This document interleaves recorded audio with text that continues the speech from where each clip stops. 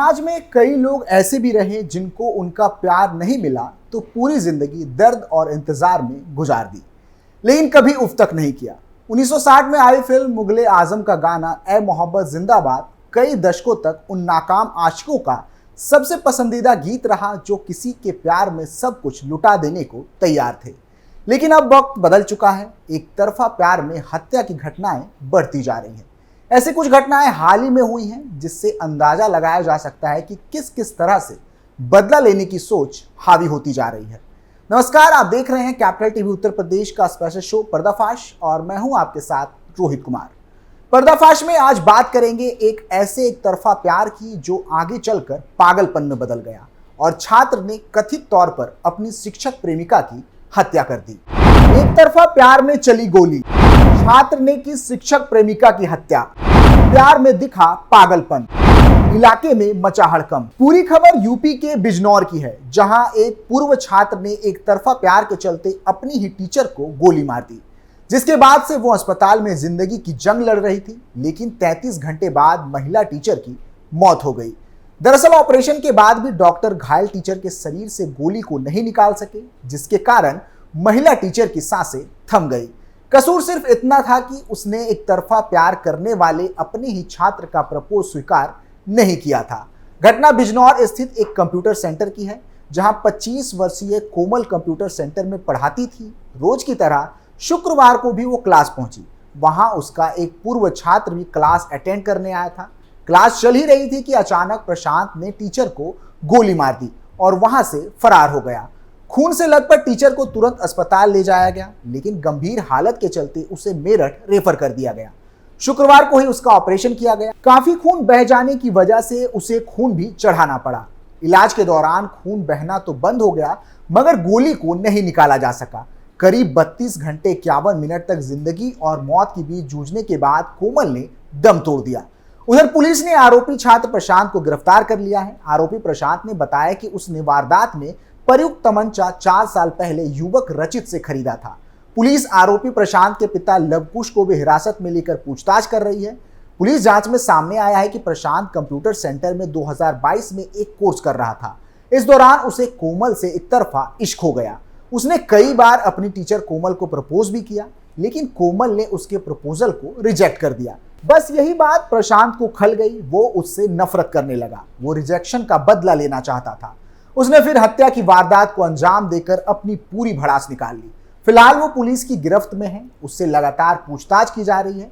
उधर computer centre की कक्षा में घुसकर शिक्षिका को गोली मारने के बाद से विद्यार्थियों में खौफ पैदा हो गया है। यही कारण रहा कि शनिवार को कंप्यूटर सेंटर में छात्र छात्राओं की उपस्थिति कम नजर आई। बता दें कि यूपी से ये कोई पहला मामला नहीं है। बीते मार्च महीने में भी एक सनसनीखेज खबर सामने आई थी, जहां यूपी के इटावा स्थित सैफई मेडिकल कॉलेज की छात्रा की हत्या मामले में पुलिस ने एक की गिरफ्तारी की थी। पुलिस के मुताबिक प्रेम संबंध में असफल होने के चलते आरोपी महेंद्र ने इस वारदात को अंजाम दिया था। वह पिछले 2 साल से छात्रा का पीछा कर रहा था और अफेयर का दबाव बना रहा था। मृतका के परिजनों ने दोषी को फांसी की सजा देने की मांग की है। दरअसल सैफई मेडिकल कॉलेज में एएनएम फर्स्ट ईयर की छात्रा औरैया के कुदरकोट की रहने वाली थी। हत्यारोपी महेंद्र भी औरैया का ही है। एक तरफा प्यार में उसने हत्या की वारदात को अंजाम दिया है। महेंद्र पहले से शादीशुदा है, बावजूद इसके वह छात्रा पर लगातार दबाव बना रहा था। मृतक छात्रा की मां ने बताया कि आरोपित युवक शादीशुदा है। पिछले 2 साल से वो बेटी को परेशान कर रहा था।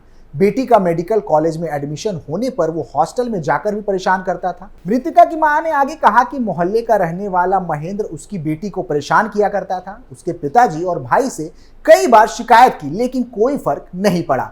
हमने सोचा कि सारी बात खत्म हो गई। हमारी बिटिया का इसी साल सैफई मेडिकल कॉलेज के नर्सिंग में एडमिशन हो गया था। हॉस्टल में रह रही थी। हॉस्टल के बच्चों ने बताया कि महेंद्र वहां पर आता जाता था। हमारी बिटिया को फोन भी करता था और फोन करके परेशान करता था। वहीं मृतका के पिता ने बताया कि गांव के ही महेंद्र द्वारा बेटी को कई बार परेशान किया गया, लेकिन लोक लाज के कारण शिकायत नहीं की गई। इससे महेंद्र का हौसला और बढ़ गया। अब उसने बेटी की हत्या कर दी। बेटी के हत्यारे को फांसी की सजा दी जाए, यही हमारी मांग है। मृतका के पिता ने आगे बताया कि मेडिकल कॉलेज द्वारा जानकारी दी गई थी कि बेटी हॉस्टल में नहीं है, जिस पर हम लोग सैफई पहुंचे। उसके बाद रूममेट से जानकारी मिली कि वो महेंद्र नाम के युवक के साथ गई है।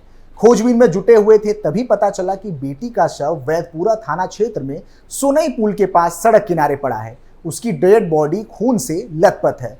पुलिस ने शव को कब्जे में लेकर फिर पोस्टमार्टम के लिए भेज दिया। इटावा पुलिस ने बताया कि प्रेम संबंध में विफल होने के बाद आरोपी ने इस वारदात को अंजाम दिया था। नामजद मुख्य आरोपी और उसके वाहन को हिरासत में ले लिया गया है। साथ ही आरोपी के परिजन को भी अरेस्ट कर लिया गया है। पुलिस ने बताया कि फॉरेंसिक टीम द्वारा एकत्रित सभी साक्ष्यों के आधार पर फास्ट ट्रैक कोर्ट द्वारा कार्रवाई करते हुए नामजद और अन्य आरोपियों के खिलाफ एनएसए की कार्रवाई की जा रही है। बता दें कि यूपी में लव एंगल से जुड़ी घटनाएं बढ़ती जा रही हैं। आए दिन ऐसी खबरें सामने आती रहती हैं जो प्रेम प्रसंग से जुड़ी होती हैं। कभी किडनैपिंग, कभी एसिड अटैक, तो कभी हत्या। ये सारे शब्द अब प्यार मोहब्बत की कहानियों में प्रयोग होने वाली जरूरी शब्द बन चुके हैं। चलिए अब आपको बताते हैं एक तरफा प्यार में हुई कुछ और सनसनी घटनाओं की, जिसके बारे में जानकर आपके रोंगटे खड़े हो जाएंगे। पहली खबर देश की राजधानी दिल्ली के संगम विहार इलाके की है, जहां 11वीं की छात्रा को 2 लड़कों ने गोली मार दी थी। एक तरफा प्यार में सनकी आरोपी अमानत अली ने हिंदू नाम से आईडी बनाकर सोशल मीडिया पर पहले दोस्ती की, लेकिन जैसे ही उसकी करतूत पता चली तो लड़की ने दोस्ती तोड़ दी। इसके बाद अमानत पीड़िता को परेशान करने लगा। फिलहाल अमानत और उसके 2 साथी बॉबी और पवन को पुलिस ने गिरफ्तार कर लिया है। पीड़िता इलाज के बाद खतरे से बाहर है। ऐसी एक और घटना उत्तर प्रदेश के अलीगढ़ से सामने आई थी, जहां काशी में देर रात काम करके लौट रही एक युवती पर पड़ोसी युवक ने पेट्रोल डालकर आग लगा दी थी, लेकिन उसके शोर मचाने पर आसपास के लोगों ने उसे बचा लिया। आरोपी युवक को हिरासत में ले लिया गया था। पीड़िता का इलाज जारी था, लेकिन कई घटनाएं ऐसे भी हुई हैं जिसमें लड़कियों को जान गंवानी पड़ी है। अब सवाल इस बात का है कि आखिर यह सिलसिला कब तक जारी रहेगा। दूसरी खबर झारखंड के दुमका से है, जहां एक तरफा प्यार में शाहरुख नाम के लड़के ने एक लड़की को पेट्रोल डालकर जला दिया था। लड़की की गलती सिर्फ इतनी थी कि उसने शाहरुख के प्रपोजल को स्वीकार नहीं किया था। इस घटना के बाद शाहरुख की एक तस्वीर भी सामने आई थी, जिसमें पुलिस उसको गिरफ्तार करके ले जा रही थी, लेकिन उसके चेहरे पर कोई शिकन नहीं थी। ऐसी एक और खबर मध्य प्रदेश के खांडवा से भी सामने आई थी, जहां 18 साल की लड़की भूरी की एक सिरफिरे आशिक ने गला रेतकर हत्या कर दी थी। घटना दोपहर की थी। परिवार के बाकी सदस्य किसी कार्यक्रम में हिस्सा लेने गए थे। घर में सिर्फ मृतका और उसकी बहन थी, जिसने बताया कि आरोपी बबलू घर में चाकू लेकर घुस आया, भूरी से शादी करने की बात करने लगा, जिसके बाद पूरे घर में अफरा तफरी मच गई थी।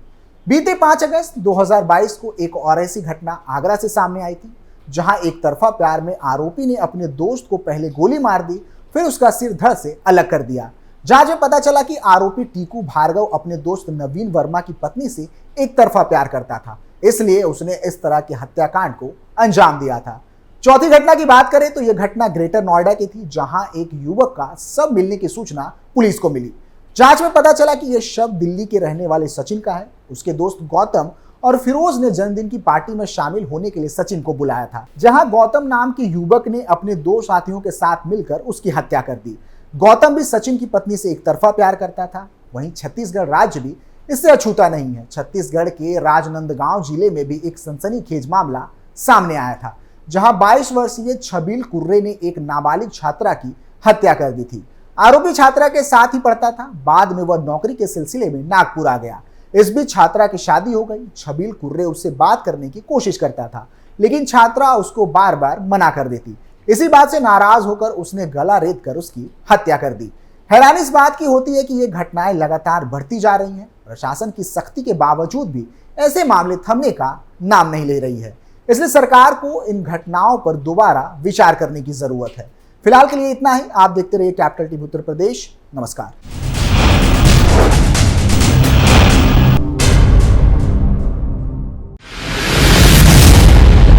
मैं राजनीति करता नहीं, पर राजनीति को बहुत गहरे तक समझता हूं। मैं लोगों के बीच रहता हूं, लोगों के मन को अच्छे से जानता हूं।